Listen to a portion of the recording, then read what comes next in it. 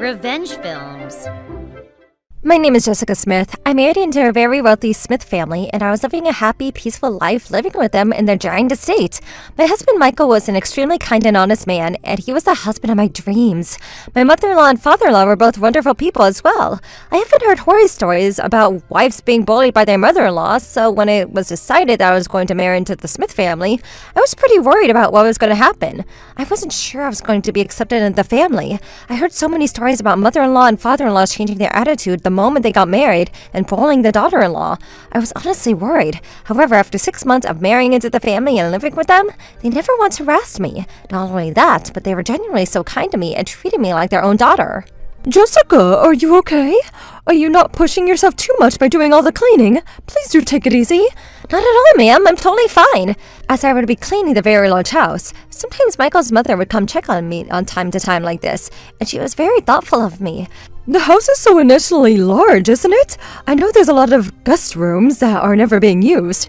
Anyway, you only need to tend to the rooms that are actually only being used on a daily basis. You can leave the rest. Don't push yourself too much. The Smith house was truly massive. It was exactly as one might imagine out of a movie, a wealthy family mansion in the middle of nowhere surrounded by fields of green.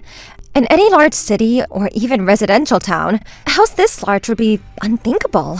It felt so nice to be taking such good care of it like this. Back home with my family, I've never felt this warm and comfortable before.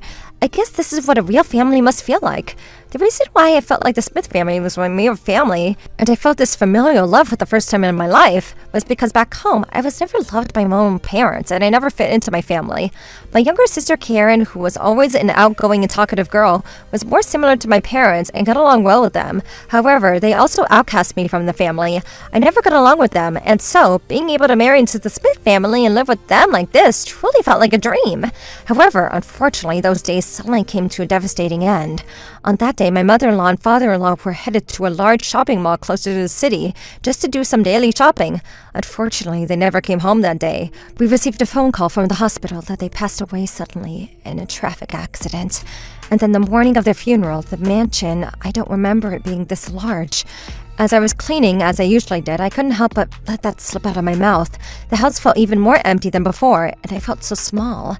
Even though Mr. and Mrs. Smith were so good to me at the time, in the end, I was never able to get back to them in any way. I couldn't even look after them or do anything to help. I was starting to beat myself over it, and Michael came and tried to cheer me up. Don't be silly, Jessica. Both my mother and my father were so happy to be able to live with you. They really loved you like their own daughter. You've done more than enough, and I know that they're thanking you from above. Michael took me into his arms and gave me a warm hug. As we were embracing, suddenly we heard a large banging sound from the front entrance, and the glass door was being aggressively forced open. Without a call or even ringing the doorbell whatsoever, I couldn't believe that somebody would just barge into the house like this in such an aggressive manner. And then I realized who it was, and I was even more furious. Just as I thought, it's a uselessly large house. I wonder how much it's going to amount for if they put it up for sale. And the land too?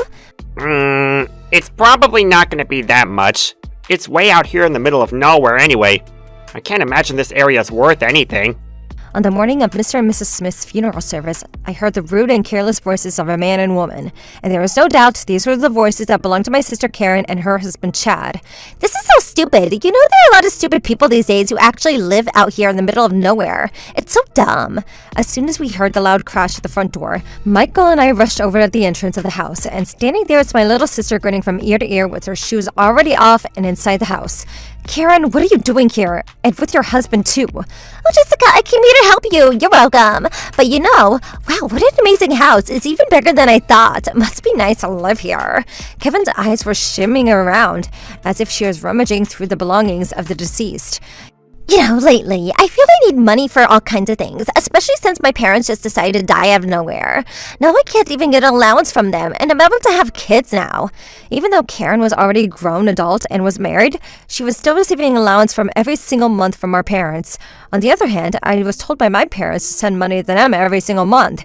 Even though we had already been treated differently ever since we were kids, the degree in which they treated me so poorly was awful. So Jessica, do you really want to sell this house? I actually know a pretty good realtor. I'm pretty sure he would buy it off of you for a pretty good price. What do you say? And then you could give me the introductory fee. There's no way I'm going to sell this house. This house belongs to my mother-in-law and my father-in-law, and...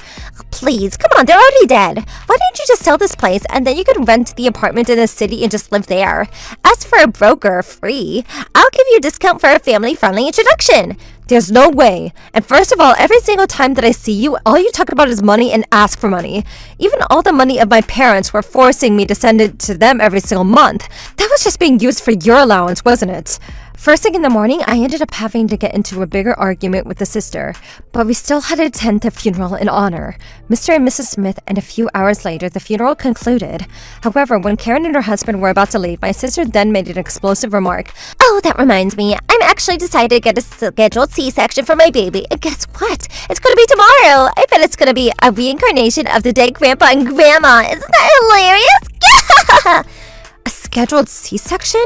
That's right. You know, when it comes to C-sections, there are two patterns. The first one is the scheduled C-section, and the other is an emergency C-section. When it's an emergency C-section, you don't get to decide on the day of the surgery. But when it's a scheduled C-section, you get to decide what day. So that's why I try to get it as close as possible to the day of the old man and old lady died. Do you get it? Why would you do such a thing? Because it's funny, isn't it? Oh, Jessica, what's wrong with you? Your face is getting red and then going pale and it keeps changing colors. But of course you're going to give me celebratory money for giving birth and congratulate me, aren't you? Oh, I have a great idea. Maybe it'd be funny if we name our kids after the two people that just died. How perfect, because they're actually twins. I'll be waiting for you to tell me congratulations. Can't wait. Those are the last words I heard from Karen, and her husband disappeared. As much as I was furious at her, at the same time, I couldn't congratulate my little sister for giving birth, especially since the babies were about to be my niece and nephew. Even though we were devastated from the loss of his parents and what just happened, Michael and I went to the hospital where Karen was going to give birth the next day. When I handed her the envelope with congratulatory money in it, Karen immediately opened it and started counting the cash in front of us. Ugh, you're so cheap. I can't believe you only put $200 in there. By the way, the boy and girl that I just gave birth to, it's definitely a reincarnation of your mother-in-law and father-in-law, so you better give us some inheritance. Excuse me? Are you being serious? If you're going to refuse, well then, let's see. Maybe I will seriously name them after your mother-in-law and father-in-law that are dead. Are you trying to threaten us? The 1-year memorial, the 3-year memorial. Every single time you have a memorial service to commemorate their death, it's going to be close to the birthday of the children that you're going to have to say happy birthday and celebrate. And on top of that, you're going to have to call them by their names of the old man and dead old woman. That's so hilarious. I'm a genius. Karen was cackling. If you don't want, then you better pay us up, big sis. What? How dare you! Just as Karen and I were about to get into a huge argument, Karen's mother-in-law and father-in-law arrived at the hospital room. I don't know how long they had been standing there for, but then they looked troubled. Karen immediately started to turn pale. My sister-in-law was very good at being a wolf in sheep's clothing and putting on the act of a nice girl, so it seemed that her mother-in-law and father-in-law hadn't realized her true nature until the very moment. Karen, what did you say? How could you do something so awful? This is what it looks like. Ma'am, it's a misunderstanding. Karen was desperately trying to defend herself, and so I confronted her because I knew that this was my opportunity to expose her. What about this is a misunderstanding? First thing in the morning on the day of the funeral, you barged into the house and tried to sell us the land and sell the house. Well, that's just... And on top of that, you purposely scheduled the C-section date as close to the day of their passing as you could. And a cherry on top, you also were going to name your twins after Mr. and Mrs. Smith that just passed away. And you're going to blackmail us unless we give you some of the inheritance. You're the worst. I'm sorry, it was just a little joke. Please forgive me. Karen apologized, but there was no way that I was going to forgive her. And I didn't say a word as Michael and I stormed out of the hospital room. A couple days later, Karen and her husband showed up at the front door of the mansion again, but this time looking terribly run down. But it was easy for me to imagine why. They suddenly gave birth to twins. I'm sure they had their hands full trying to raise children while also earning enough money to support the whole family. But that's no surprise because not only was Karen receiving financial support from our parents, even after graduating from high school and becoming an adult, apparently she was also receiving money from the in-laws. Ever since we were little kids, she was getting more than enough allowance, and even when she became an adult, she was still getting allowance and never actually had to work or earn money for herself. Karen had never had a proper part-time job, and her husband had a very similar lazy personality to her, and he was definitely not the type to actually try to work hard at all. I can only imagine the two of them trying to raise a child. would be more than a handful. In reality, Karen probably should have been able to rely on her husband's parents to help her. But after the incident and they saw in the hospital room, apparently they told her that they were going to rethink their support and denied helping her. Jessica, please, can you come look after the kids? There's no way I can look after twins all by myself. You know I haven't been able to have a single night of sleep. Miss Jessica, please! I want to ask you too! The babies are so loud crying all night! I haven't been able to get any sleep, and I can't focus on my work! It's driving me crazy! That's none of my business. On the day of the funeral when you said such awful things, I also couldn't sleep because of how angry and sad I was. You're not going to get any sympathy from me. But fine, at least give me some money. You're always sending money to our parents anyway. So just give me a couple $100 and you were sending them every month. That should be easy, right? Obviously, there's no way that I would give that to you. But we're family, aren't you? I'm your little sister.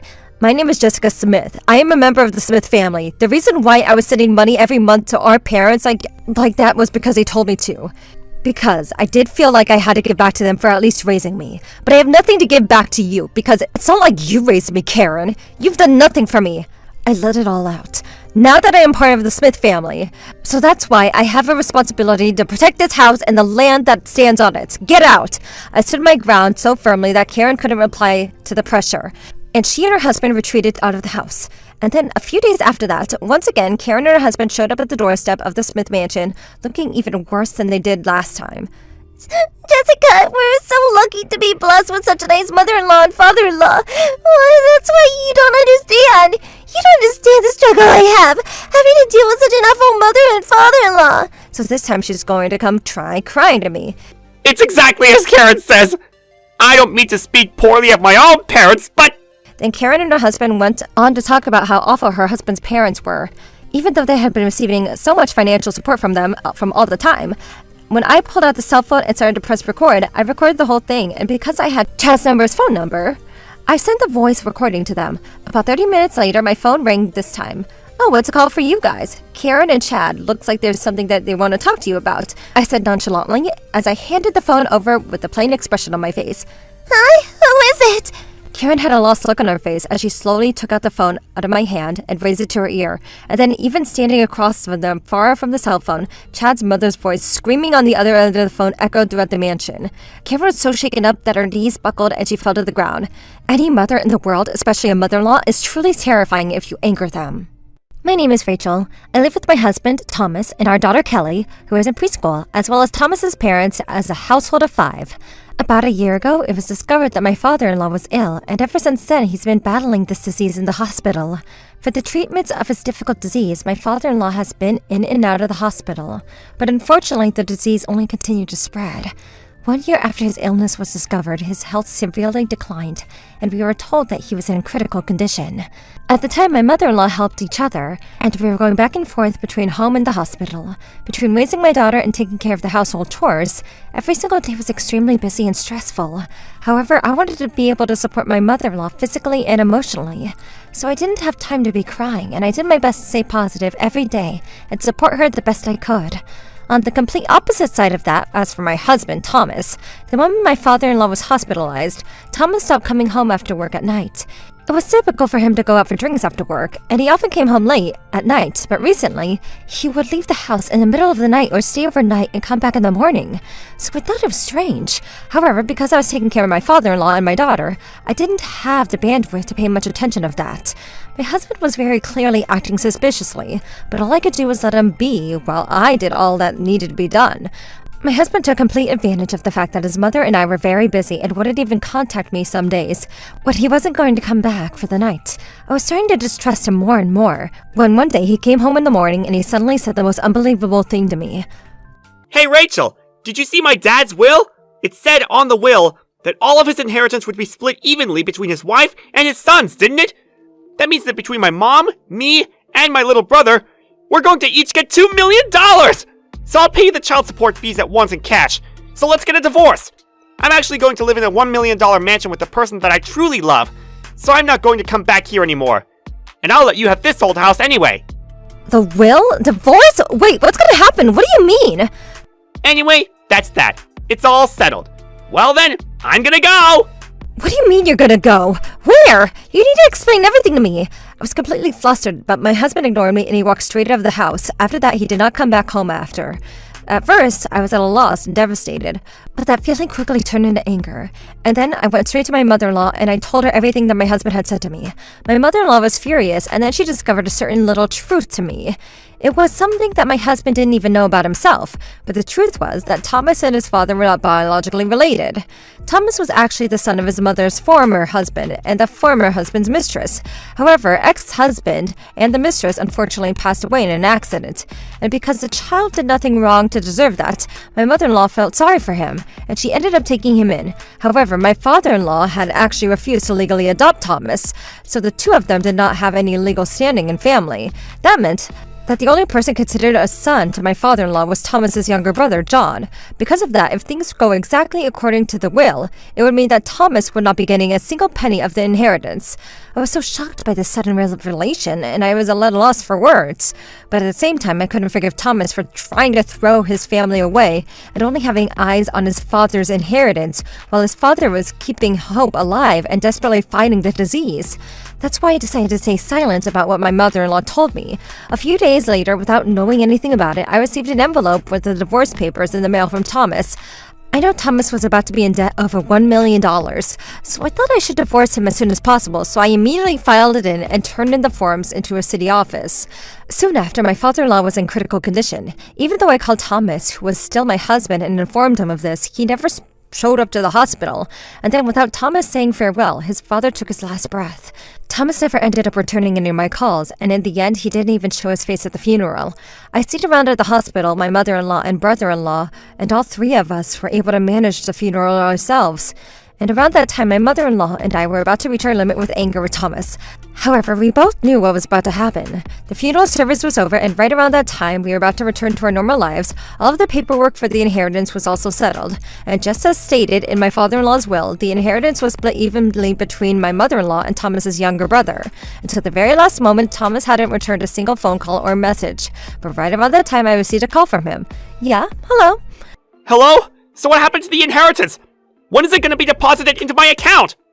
So what are you talking about? There's no inheritance that's going anywhere near you. Huh? Did you not read the will yourself? You saw it written in there, didn't you? Thomas was speaking arrogantly as if he laughed at me, and I had enough. That was when I decided to expose the full truth to him and tell him everything that his mother told me. So that's that. Now do you understand? You're joking, right? There's no way! Are you telling me that I'm not actually related to anybody in my family? Well then, who the hell was I born from? Come on! You're definitely just making this up, aren't you? Are you trying to trick me? Whether you want to believe it or not is entirely up to you. But there's a mistake about the fact that you're not going to receive any of the inheritance. No way. But you know, I already built a $1 million mansion to live in, right? I'm going to marry my girlfriend, and we're planning on living there. And I literally just got back from meeting her parents and telling them about the house that we're going to live in together. Even though Thomas and I had just gotten a divorce a couple of days ago, he was already thinking about getting remarried to his mistress.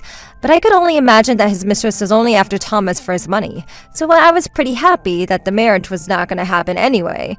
Thomas was in shock that he was in panic, throwing a tantrum that I couldn't handle anymore. So I simply hung up the phone. But then apparently, this time he tried to call his mother, and she only confirmed everything that I had told him, which was in fact the truth, and explained it to him once again. She then lectured, saying that she'll never forgive him for disrespecting her husband who raised him all these years. She said that Thomas didn't say a word after that, and he hung up. For a while after, I didn't hear a peep from my ex-husband, and then my mother-in-law came with a certain suggestion. Rachel, I truly am sorry about my son and what he did to you. Please, ma'am, there's nothing for you to apologize for. I have a little suggestion, but this house is already old and I'm thinking of putting it up for sale. And I don't really want to be living in this big house by myself. And then I was thinking that you have been wonderful to me and my family for all these years, that I would like to give this house of my husband's inheritance. Gift me a house? From my mother-in-law's insistence, it was decided that she was going to build a house for me and my daughter to live in together. So I moved from my ex-husband's family's home. And then, so my mother-in-law could see her grandchild Kelly whenever she wanted, she ended up signing the contract for an apartment building nearby the house.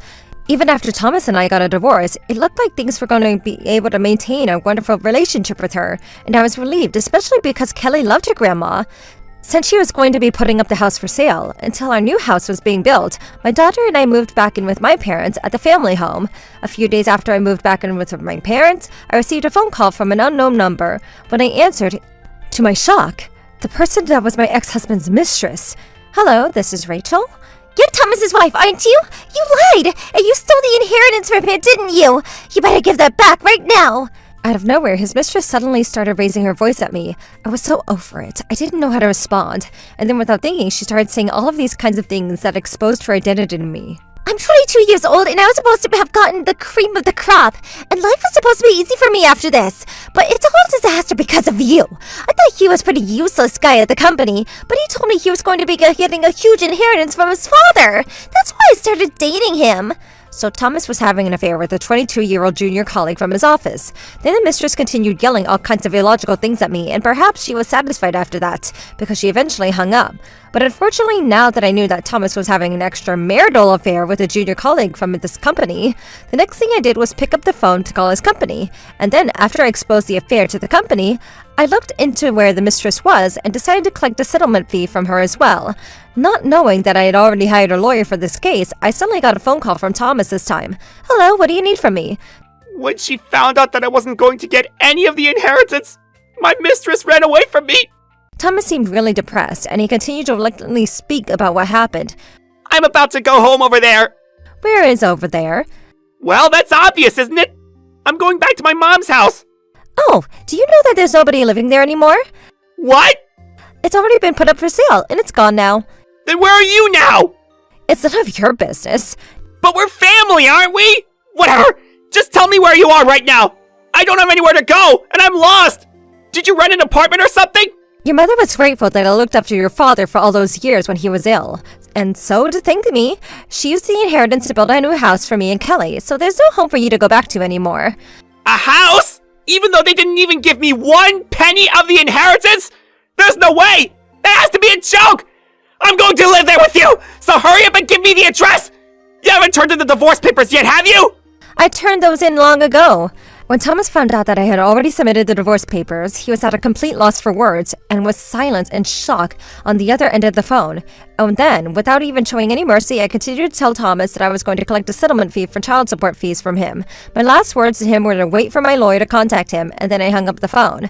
After being dumped by his mistress, Thomas was also fired from the job, and he was disowned from his family, and he had nowhere else left to go. All he had left was a $1 million mansion and his debt. And on top of that, because Thomas was going to have to pay a settlement fee and child support fees to me, I heard that he's now living a sad, lonely life running part-time jobs from working 24/7. His mistress also got fired from the company at the same time, and because she tried to get out of paying the settlement fee to me, I asked my lawyer to handle it for me. But then I got a phone call from her the other day, crying and apologizing to me. Her attitude was like a completely different person from the day that she called, screaming and yelling such nonsense at me. And I was so shocked. Of course I told her that I was going to be collecting a full settlement fee from her, and I hung up.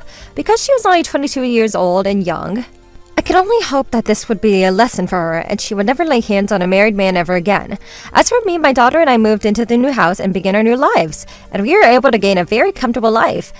A few years ago, I got married to my wife, Karen, and just 6 months later, she cheated on me.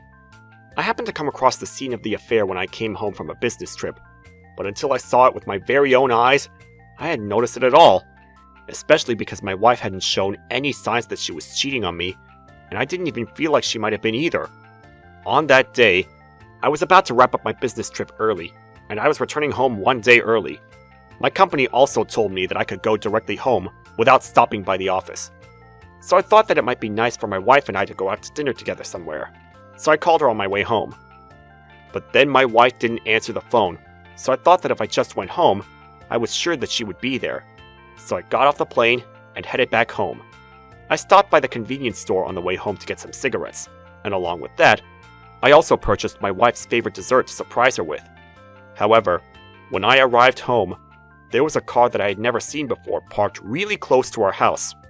I thought that it was bothersome parking, but I didn't think too much about it, and I ignored it and went straight into my house.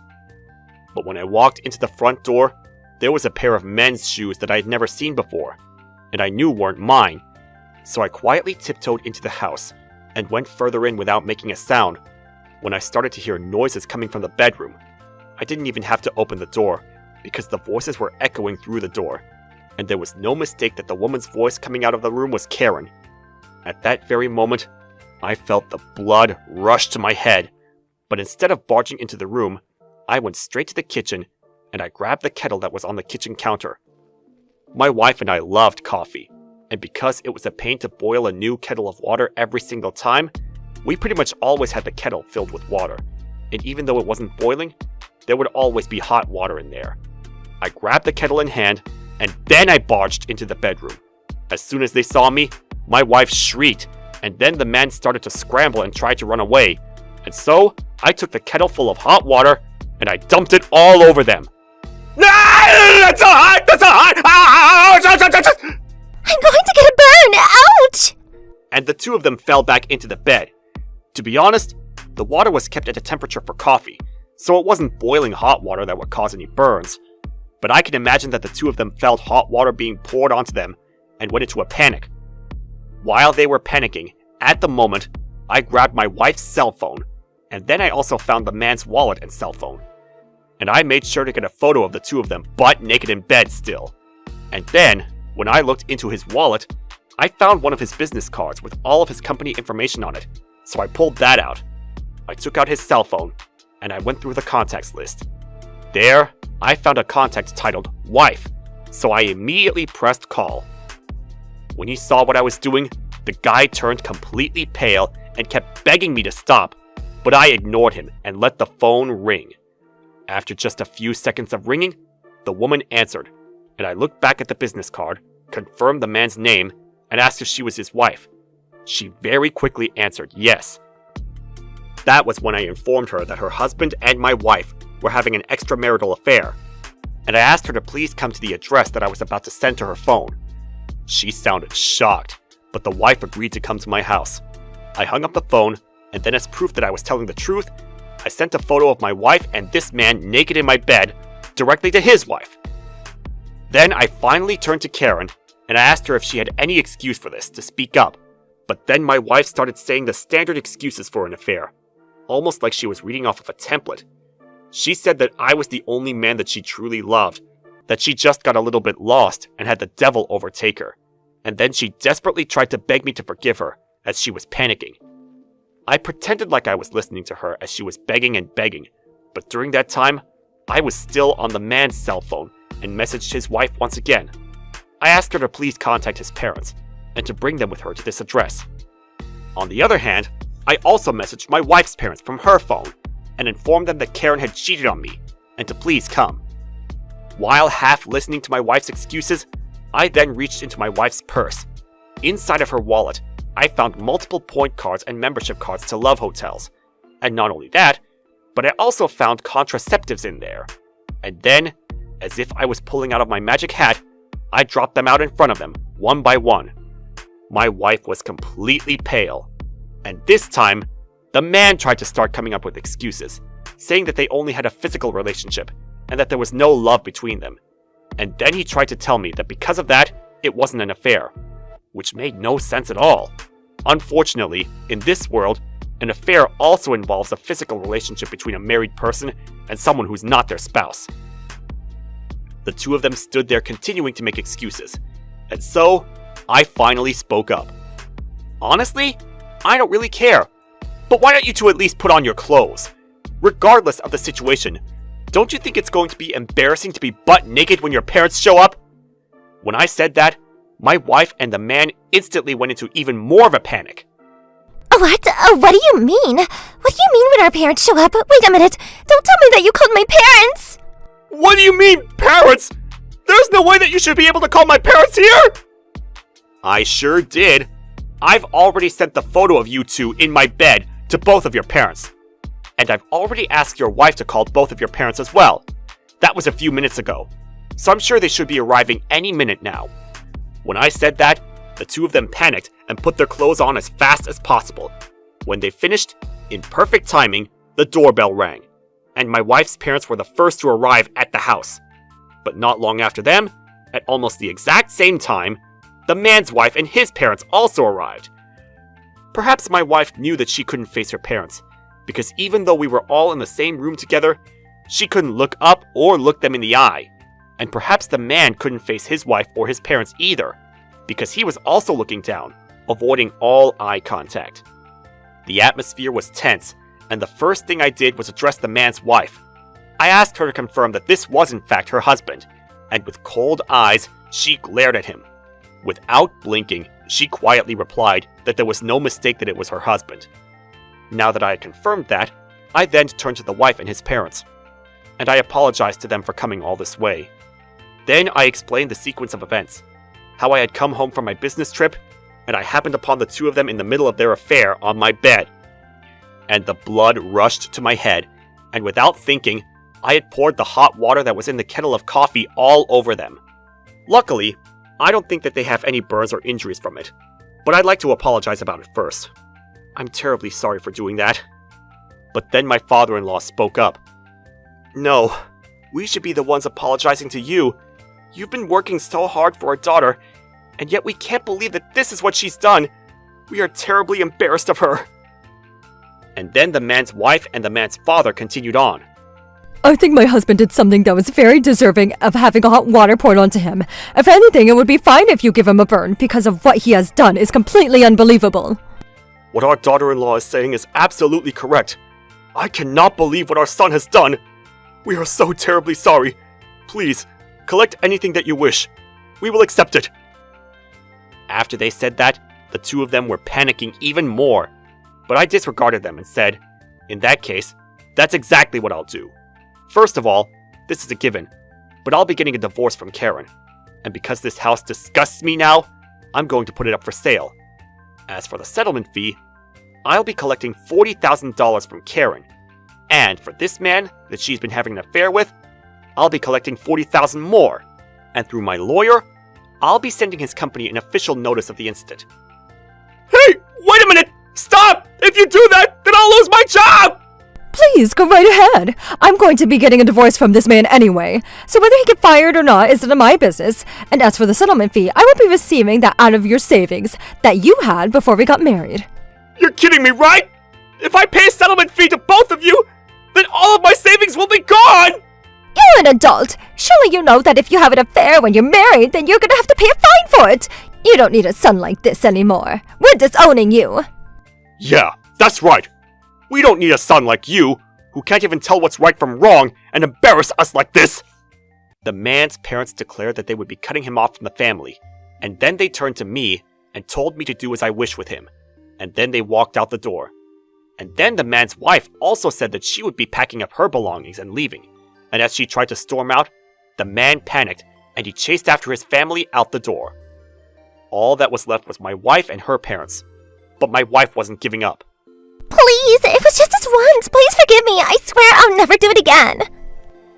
She was begging to me, but of course, I had no intention of listening to any more excuses, so I ignored her words, and I went to start packing up my belongings. Then I informed my in-laws on what I intended to do after this, and I left. There was no way that I would ever be able to sleep in the same room that my wife was having sex with another man in. After that, I heard from my former in-laws that they also disowned Karen and cut off all ties with her. Actually, my father-in-law and my mother-in-law were both once divorced when they got remarried to each other, and that was when they gave birth to Karen. However, they've both gotten divorced in the first place because they were cheated on by their partners, and so there was no way that they would ever forgive Karen for having an affair. After being cut off by her parents, I had a lot of missed calls from Karen, who was desperately trying to get back together because she had nobody else to rely on. But I ignored all of them, and through my lawyer, I succeeded in getting a divorce. Of course, I made sure that she was going to pay a full settlement fee, as well as the man she was cheating on me with. Karen no longer had a place to live or a place to go, and I heard that she's now moved into an extremely old haunted apartment building, and barely getting by. As for the man, of course, he was also divorced by his wife, and even though he wasn't fired from his job, he was relegated to the storage room down in the basement, without any sunlight or people to work with. That was the time when I fully experienced what it means when people are pushed to the edge. Well, I hope I never have to go through that ever again, though. My name is Michael. I'm a high school student. One day, My friend Jonathan was being made fun of by the class bully, Kevin, and he was pretty upset about it. You know, I really studied hard for this test and I did my best, but I was only able to get an 83. But then Kevin came over to me and he said, I saw how much you were studying, dude, and yeah, you were only able to get a pathetic 83. How stupid can you be? What a loser! That's none of your business! Stop laughing at me! And apparently, Kevin was picking on Jonathan for his test scores. This guy named Kevin was unfortunately the most brilliant student in the grade, and he always had top scores on every test. However, just because he was the top student didn't make it okay for him to say whatever he wanted to others, especially when it came to this last test. He saw up close just how hard my friend Jonathan was studying, and every recess and break in between class. That's why I couldn't forgive him for it. On top of that, anytime Kevin would find another guy in the class who didn't score well on a test, he would purposely say things like this in front of the girls. Hey, look at this guy and his test score! Can you believe it? He only got a 65! You must really be so stupid! Why is it that you can't even answer such easy test questions? And he was making fun of them in front of the whole class. It was really irritating to me as well, but because I didn't have particularly high test scores either, there wasn't much that I could say back to him. But then one day, we were about to have another big exam. My seat in class was 2 seats behind Kevin's, just behind Jonathan's as well. And that day, I realized that Kevin kept looking over at the answer sheet of the student sitting next to him. I could see his head moving from side to side. What's with that guy? He keeps looking over at the seat next to him. But wait a minute. Could it be that he's actually cheating on the test? From what I could remember, the last time we had a vision test, Kevin had the best vision in the class. With my bad vision, there would be no way that I would be able to look at the answers sheet of the student next to me and cheat, even if I wanted to. But I realized that with Kevin's eyesight, it was definitely possible. However, if I was wrong about this, it would become an even bigger problem. Maybe he was just looking over to the side during the test. Plus, just from this instance, I didn't have any definitive evidence about it either. However, a couple of days later, when the test results came out, Kevin once again went over to make fun of Jonathan. It's so embarrassing that I have to be in the same class as stupid people like you. That test was so easy, and yeah, you couldn't even score 90 on it. You must have the brain of an animal. What a loser! And he was laughing out loud again. I know that Jonathan wasn't exactly the smartest guy in the room, but a guy like Kevin had no right to say such terrible things to him just because he wasn't scoring high on the tests. Every time we had tests in the class, I looked straight at the back of Kevin's head, but I couldn't help but feel like he was looking over at the answer sheet of the student next to him. That was when I decided to come up with a certain little strategy. And this was a strategy to get definitive evidence that Kevin was definitely cheating during all of the tests. Even though Kevin knew my friend Jonathan's test scores, he didn't know what my test scores were, since I was 2 seats behind him, so I decided to use that to my advantage. That was when I started to talk to my friends that Kevin might be cheating on his tests, and I was able to get the help of my classmates to catch him in the act. Oh man, I can't believe you got another perfect score, Michael! You really are amazing! What are you studying? And for how long? It's really not that big of a deal. I'm just reviewing a little bit every single day, and then, just before the test, I always do a practice test, and then you should be fine. If only I could get a perfect score just like that. My life would be so much easier. You must be really smart. I had this conversation with my friend really loudly and made sure that Kevin could hear every word. And then, after that, I went to get the permission of the teacher, and I was able to change seats with a guy sitting next to Kevin named Thomas, who he was always cheating off of. And then, I nonchalantly said this out loud to my friends that day. You know, recently, my vision has been pretty bad, and it's hard for me to see the words that are written on the chalkboard up front, so I had Thomas change seats with me so I could be closer up. Yeah, I get that. If you can't see the chalkboard, it would be hard to keep up in class. Yeah, exactly. But Thomas apparently has pretty good eyesight, so he was quick to agree. Thanks, Thomas. Right after that conversation, I walked over to Kevin and apologized to him. Sorry to take the seat next to you. Oh, I don't mind at all. Go ahead. And he was very quick to accept letting me sit next to him. I could already imagine that Kevin thought that I was going to be getting perfect scores on the test, and that he would be trying to cheat off of me at the next one. And so, I spent a couple of days taking class as usual from my new seat. And then finally, a test day came around. I could put my plan into action. On that test, I purposely got every single question wrong. And then, a few days later, the teacher passed back all of our tests. The moment they were passed out, from next to me, I heard a loud voice. What the hell is this test score? I heard a cry. Everybody was shocked when they heard it, and so they all peeked over at Kevin's test score. What? A 0? Kevin got a 0 on a test? No way! Everybody was shocked, and Kevin was panicking.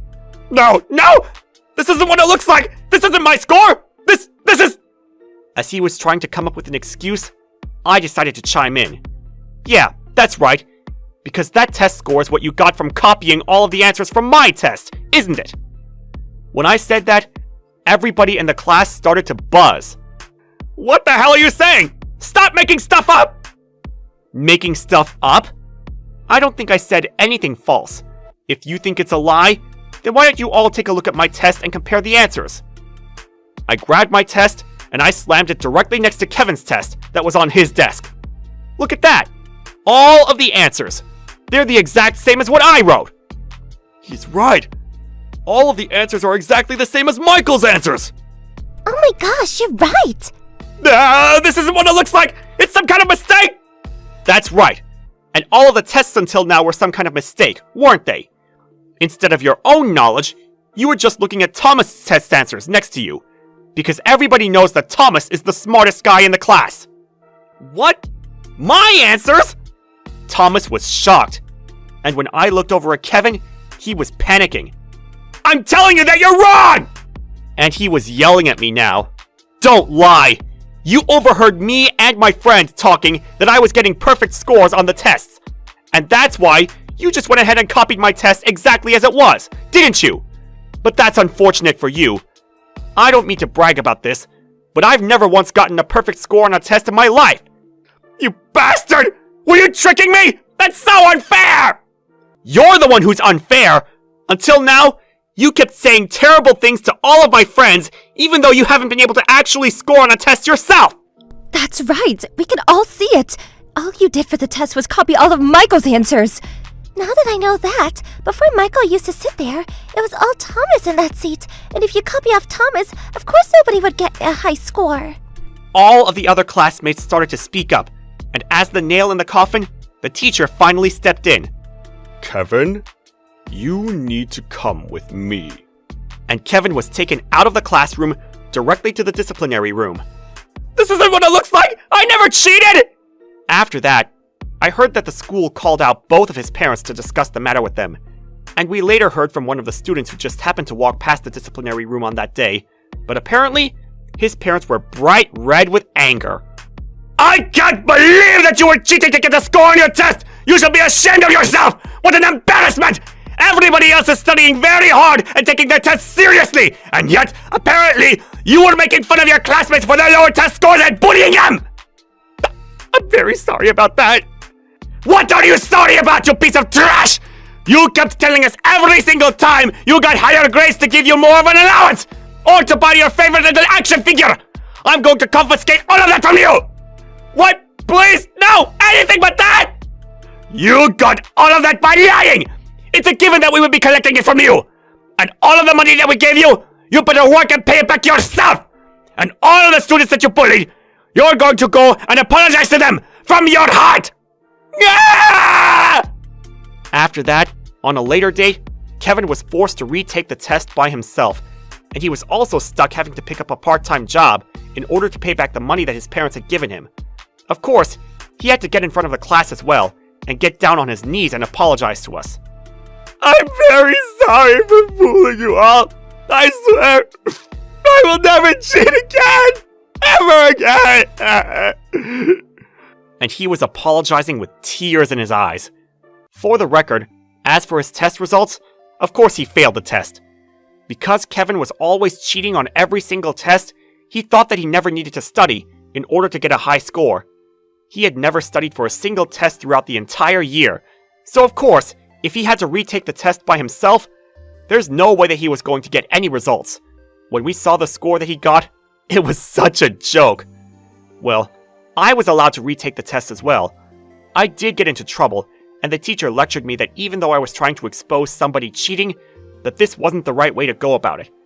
After that, Kevin was instantly isolated from the class. I can't believe you're cheating and making fun of others for their scores. You're seriously the worst. I never want to talk to you again. Everybody in the class was angry with him, and even after that, he wasn't able to catch up with his studying, and he ended up being held back a year. But he really got what he deserved. Thanks to that, my friends were no longer being made fun of, and for the next test, Jonathan studied even harder than before, and he was finally able to get a 90. Jonathan was in a band as a hobby, and apparently, his parents told him that if he couldn't study, that they wouldn't let him play in the band. But this time, because he was able to get a 90, which was his goal, he's working hard. As for Kevin, his parents confiscated all of his favorite figures from him, and he was devastated. But it's completely different from earning something like my friend did by studying really hard. Even though Kevin is like that, I'm really glad that his parents seemed like decent people. There was a possibility that they could have taken Kevin's side, and then they would have been pretty scary. Kevin was going to have to redo his senior year of high school, and he's probably going to be under more scrutiny from his parents and the teachers. But he did this all to himself. My name is Kelly. I'm once divorced and got remarried to my husband Michael a few years ago. My husband was also once divorced, and we were both getting married for the second time. When we first got married, we moved in with Michael and his family to his family home. Very soon after that, I found out the reason why he got a divorce from his first wife was because of his older sister, who is still single and living at home. Michael's older sister, Karen, claimed that she wanted to look after her mother until the very end. And so, instead of moving out and having an independent life of her own, she was just leeching at home. Because my mother-in-law was very kind and had a quiet, easygoing personality, it was a given at my husband's house that the sister Karen had the reins. She wasn't even working and stayed home all day doing whatever she wanted. But on top of that, Karen was always complaining and harassing me, and no matter how hard I tried, I just couldn't bring myself to like her. Dinner is ready, everyone. Oh my, is today beef stew? Wow, this looks delicious. Thank you, Kelly. Are you kidding me? Beef stew isn't healthy at all. What a ridiculous dinner. What are you trying to do to us by making this? Oh, really? I'm sorry. Do you like beef stew? What is this? It's tasteless. It's so disgusting that I can't eat this. Whatever, I'm just gonna make myself a microwave dinner because this is terrible. I'm so sorry, Karen. This is all my fault for spoiling her. As for my husband Michael, he would just stand there in silence and watch the whole interaction unfold without stepping in. Even though time has passed since Michael and I moved in with them, Karen didn't show any signs of working or leaving at all, and so I told Michael that I had strongly wanted to move out and live separately on our own. But then Michael reluctantly told his mother that, and he told her that we would rent an apartment really close to their house so that she would agree to it. Even though I wasn't happy that we'd be living so close to his family home, I just wanted to move out of there as soon as possible, so decided to go along with my husband and his agreement, and we moved out. When I was finally living with my evil sister-in-law, I was still relieved, but it doesn't mean that everything was going to go well after that. Michael had actually lost his father early on, and he said I was too worried about his mother even though his sister was supposedly taking care of her. That's when he said that he wanted to start sending money back to his mother, so I picked up a job with remote working from home and started earning money so that we could send it to his mother. Michael was saying that he wanted to send at least $800 a month to his mom, and even though I said that I understand and was doing everything I could to help him, after we started living on our own, my husband started going back home to his mother's house almost every single day to eat dinner before coming home late at night. I was starting to become frustrated that I wasn't even coming home past 9 p.m. every day, but at the same time, I knew how much he loved his mother and cared about her since before we got married, so I decided to become more tolerant and let him spend time with his family. However, not long after that, an incident occurred that would suppress my limits of patience. One day, as usual, as I was waiting for my husband to come home late in the evening, I got a phone call from Karen. Yes, hello? Hello? Oh, Kelly, I have a little favor to ask you, actually. Oh, Karen, what is it? Can you please stop staying at home and waiting for Michael to come back? Because of you, Michael can't see you around our place like you want to, and it's a pain. You're making your mother sad. Even though I was already frustrated that my husband was coming home late every single day, I couldn't believe what Karen was complaining to me about, and finally my anger erupted. When my husband finally came home that day, I decided to confront him about my frustrations. Callie, I'm home! Michael, do you have a minute? What's the matter? I've been wanting to ask you for some time now, but I don't know anymore, and you have to tell me, which is your real household, here or your mother's house? I couldn't hold back the tears. I asked him, and was Michael's response. Well, my sister said my mom's been feeling lonely, and she's been begging me to come over, so...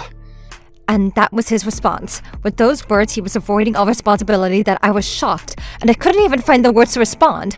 On that day, I decided to go into the guest room and sleep by myself. The next day, I decided to call my mother and discuss the situation with her in great advice. My mother's response was exactly what I was feeling, that I wasn't something for a man who has his own family now to say, and she was furious at Michael. While listening to my mother's advice, I decided to re-educate my husband on what it's meant to be a married couple. And so I decided to tell him that he was no longer allowed to go to and from his family home for a bit.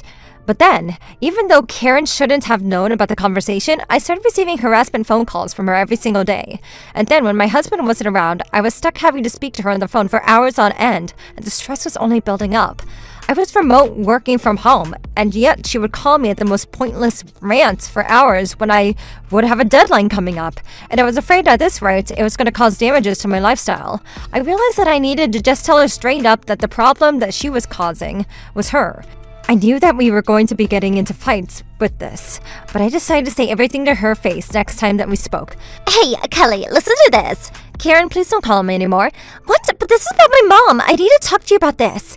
You're the one that said that you're going to look after her. What's the issue? You decided everything yourself and do it all yourself. I don't want to hear your voice anymore, Karen. Please don't call anymore. I spoke directly to her. Just as expected, my sister-in-law threw a tantrum at me. How dare you speak to me like that? Who do you think I am? Who do you think you are speaking like that? Are you kidding me? Karen was furious on the other side of the phone, but I simply ignored her and hung up. From there, I refused to pick up any of her phone calls anymore, and it became estranged from Michael's family. I did tell Michael about this, but as usual, he gave me extremely vague responses without bearing any responsibility. And so, I decided to take the opportunity and have him be clear with me. Just so you know, I've cut off all ties with your sister. Is that so?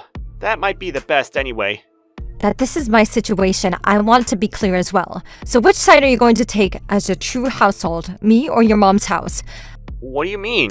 I completely understand that you're worried about your mom, but you're just going to spend the rest of your life just following orders from your sister? Alright, I understand. I'll do my best not to get involved with my sister anymore. After that, Michael did in fact stay true to his word, and he kept his distance from his sister.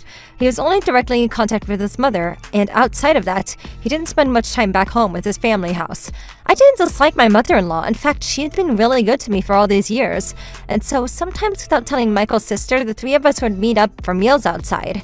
I was able to maintain a stress-free relationship with her, which is what I was really grateful for. But that was only for a short time. After that, it was discovered that my mother-in-law had an illness, and she was repeatedly going in and out of the hospital. Every single time that my mother-in-law was hospitalized, I was going to the hospital to support her and care for her. However, as for my sister-in-law, she was just lazing around at home, and she rarely ever showed her face at the hospital, even though her mother was there. On top of that, my mother-in-law started saying that she didn't have enough money for the hospital bills, and so I asked her what happened to the money that they were sending every month. That's when I discovered, to my disgust, that $800 we're sending to our mother-in-law was actually going straight to the hands of Karen. My husband and I were already fully distrust towards his sister, but that was the final straw. However, Michael's mother was quite ill, and we didn't have the time to be worrying about his sister. We didn't want to get into a fight with his mother at this state, so we also held it in. And then, 8 years later, after a long battle with her illness, my mother-in-law passed away. My husband and I were overwhelmed with sadness, and even though we were devastated, after some time passed at the funeral, we were finally able to regain our normal lives. As for my sister-in-law, now that she was left alone, we thought that she would finally become independent, but instead she started living off welfare. Knowing that she's been using up all the money that we sent for her mother's sake, even though Michael had been mellow against his sister all this time, even he was furious, and the two of us decided to barge into the family home and confront her. When we arrived for the first time in years, compared to when his mother was still alive, the house was a complete disaster. The front door wasn't even locked. We walked into the house. Even though it hasn't been long since Michael's mother passed away, to our disbelief, when we walked in there was an unknown man playing a game inside.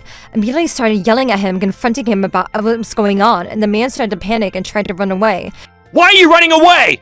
Just as Michael was cornering the mysterious man, the man's cell phone rang. In the beginning, he was just ignoring it, but it continued to ring over and over again. We told him to take care of it. However, when we looked at the phone screen, we noticed that there was a woman's name on it. When my husband confronted him about this even more, the man then revealed the most shocking truth. It's a call from my wife, so please let me answer. Your wife? Does that mean that you're having an affair? We couldn't believe it. Even though her mother had just passed away, Karen was taking full advantage of the empty house and bringing a married man who had a child and was having extramarital affair with him. We couldn't forgive either of them. My husband immediately snatched the phone out of the man's hand. Hello? Yes? You need to know that your husband is cheating on you. I'm going to tell you the address, so please come straight away and see for yourself. Stop that! Michael, what are you doing? Stop right now! When Michael exposed the affair to the man's wife, the man and Karen were panicking. Not long after that, the man's wife showed up at the house, and Karen and the man got down on their knees to try to apologize. I have to admit that the scene did make Michael and I feel a bit better. And then, Michael then turned to Karen and told him that he was going to collect the 8 years worth of money that we have been sending every month for her, and also told her that we'd be cutting off all ties with her. Although my sister-in-law didn't receive much inheritance from her mother, she had to use what little of it was left in order to pay Michael back for everything we had been sending for all these years. And then, once it was all paid off, my husband and I didn't speak to her sister ever again. After that, we found out that the married man's wife sued both of them for a settlement fee, and Karen had to take out a loan in order to pay that. And then she was no longer able to live off the welfare, and so she was desperately trying to search for a job. However, because she had never worked a job before, no company wanted to hire her, and so the family house was confiscated, and my sister-in-law disappeared. I can only imagine that her life after that was going to be a battle with loneliness and poverty. As for my husband's brainwash cured, he was no longer wishy-washy about where he stood in our relationship, and we got along even better than before. When I realized that I didn't have an enemy in my life anymore, I was happy from the bottom of my heart, and looking forward to the rest of my life together with Michael. My husband Kevin and I were living together without any children at the time. My family lived far away from my hometown, so it was difficult to see them often. I would often go see them once a year if I was lucky, but then one day I received a phone call from my parents. They said that my father wasn't feeling well and his health hadn't been great. And then a few years later, I received a call that he collapsed. Although my parents lived very far away, they had always been very supportive of my husband and I. My father put down the payment for our house when we first built it, and when my husband wanted to start his own business, my father was the first to loan him a large portion of the initial investment. Because my husband and I had both been looking after, well, my father, we both decided to fly back to my hometown and see him. Although Kevin and I didn't have any children yet, we did have a dog, but unfortunately my mom back home was allergic to dogs, and we weren't able to bring him with us. We called a couple pet hotels in the area. In bad luck, they were full at the time period. We thought about hiring a pet sitter, but that would mean that we would have to be staying at home, and my husband said that he didn't really want to rely on a stranger in our house. However, there was one pet sitter that we asked for one time and to look after the dog, and our dog was quite used to her already. She offered a service that didn't involve staying at our house, but she would come look after a dog for our daily walks, and clean the doggy toilet, and make sure that the dog was being fed. We could simply request the same person that usually comes to take care of our dog, and we liked her. She was a kind woman who had a certification for the training of police dogs, and so she was somebody that we could trust with our dog. It wasn't the first time that she'd been looking after a dog, and because it was an emergency, I felt like we had no other choice, but my husband still refused that service, and instead, he started saying that he wanted to ask his younger sister. At the time, my sister-in-law was divorced already, but she was still looking for a job, and she probably didn't have any money, so my guess was that Kevin was trying to give her a little bit of pocket money. However, there was one last thing I wanted to do. The reason was because I couldn't trust my sister-in-law at all. Once in the apartment building that we used to live in before, my sister-in-law came over to visit us. On that day, for a couple of hours, I had left my full wallet out on the kitchen countertop. But then my sister-in-law had gone home for visiting us, and I noticed that $100 bills were missing from my wallet. When I spoke to my husband about this, he insisted that I must be my own misunderstanding, and he refused to believe me. But there was no doubt that That day before, in the morning, I'd taken out $300 from the bank and even had a receipt from the ATM transaction. And the 2 hours between when my sister-in-law had come over and when she left, $200 was missing. Without a concrete proof that it was her, there was nothing I could do. But after the incident, there was no way that I could trust her anymore. That being said, Kevin insisted that he didn't want to hire a pet sitter and refused to budge.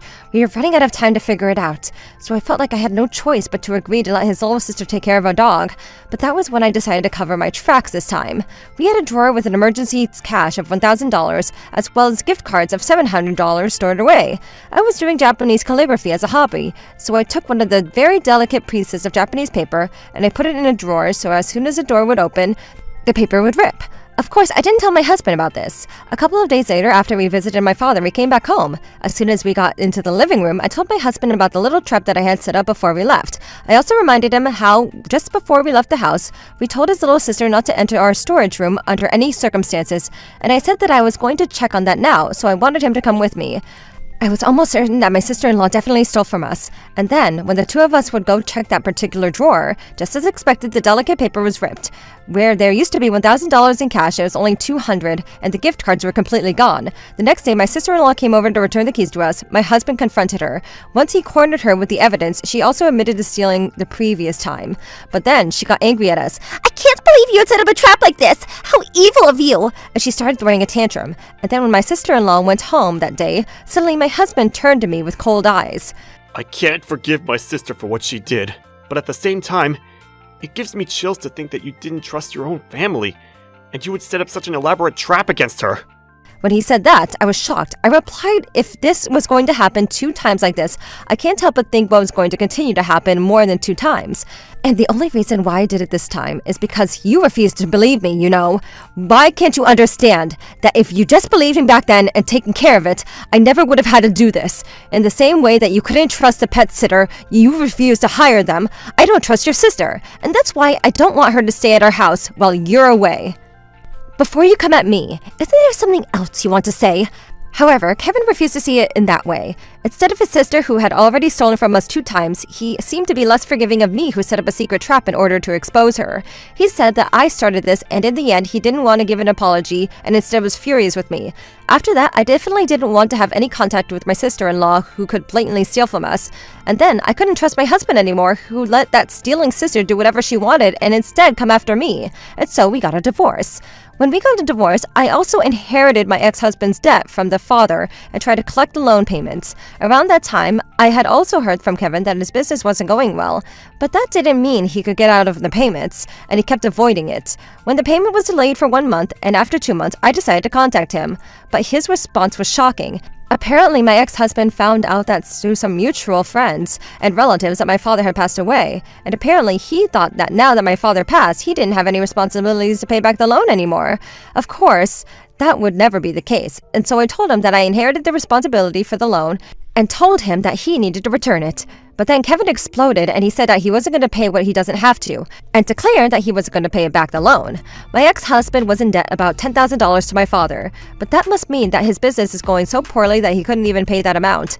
Although my ex-husband and I didn't exactly separate on good terms, given the difficulty of the business climate, if he had just at least apologized and given me a reason for the delayed payment, then perhaps I would have given him some more thought. However, instead, Kevin thought that just because my father passed away, he didn't have to pay the payments anymore. That angered me. That's why I told my ex-husband that if he wasn't going to return the money, then I was going to take appropriate measures to handle it. But then Kevin's response was, In that case, I'm going to claim bankruptcy. If I do that, then I don't have to pay back any loans anymore. Take that! He raised his voice at me. If my husband claimed bankruptcy for his company, he seemed happy that he was going to be relieved from all the debt. But it seems that he didn't know the demerits that it would come with this decision. Otherwise, if that meant that you would easily be free of your debt, then anybody would choose that route of bankruptcy easily.